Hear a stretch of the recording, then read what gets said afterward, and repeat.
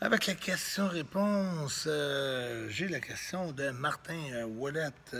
Salut PCO. J'aurais deux questions. La première, question la Jimmy Snuka Cage Match 1983. Ouf, ça fait longtemps.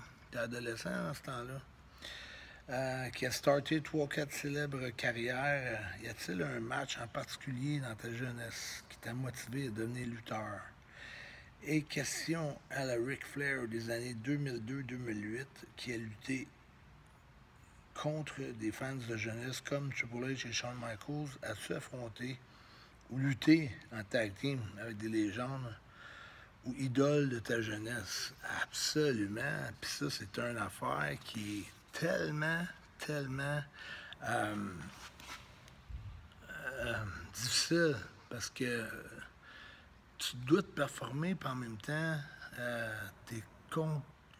Tu étais assis au Forum de Montréal, tu étais assis dans le Centre Paul Sauvé, tu étais assis chez vous, où tu étais sur un show mineur pendant qu'il y avait une grosse télévision derrière, puis que tous les gars regardaient WrestleMania. Puis, tu vois, les gars, comme Shawn Michaels, c'est un gars que j'ai regardé lutter souvent.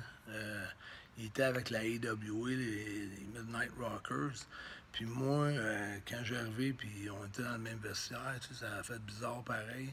Après ça, juste au Québec, c'est pas bien compliqué. Moi, j'ai lutté souvent contre les Road Warriors. J'ai même battu les Road Warriors par un compte de trois.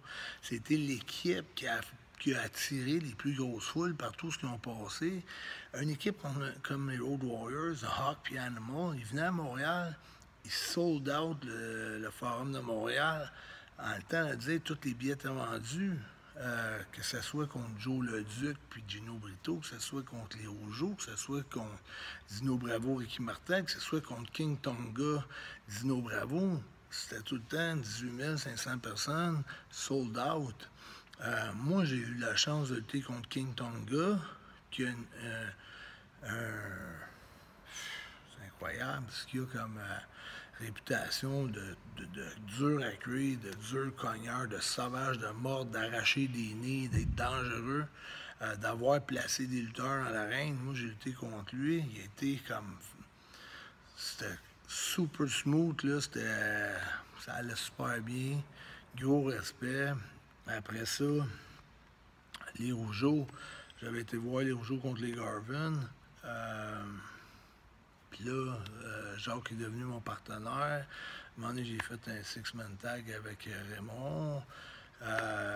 J'ai lutté, on était dans un Royal à un moment donné, moi, Ricky Martel. J'ai regardé tout jeune Ricky Martel, Nick Bockwinkel, Ricky Martel, Dino Bravo. Ricky Martel, c'était tout. J'avais ses posters dans ma chambre.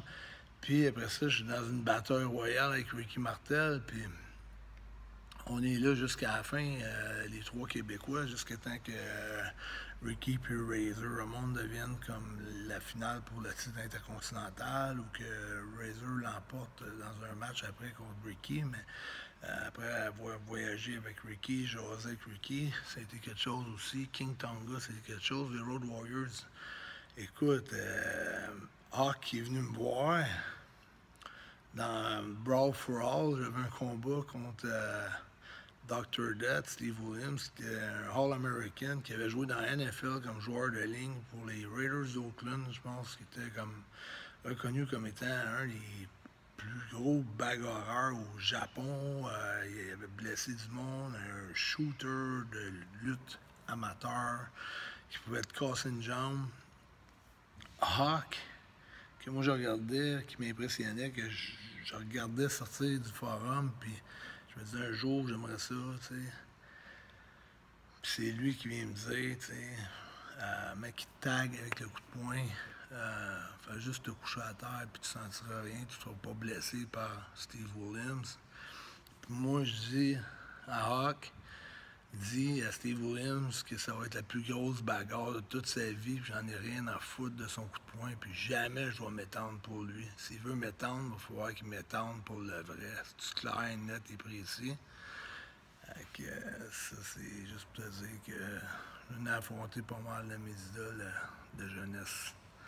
Puis que ce soit au hockey, au baseball, tous les sports, on passe tous par là. Salut.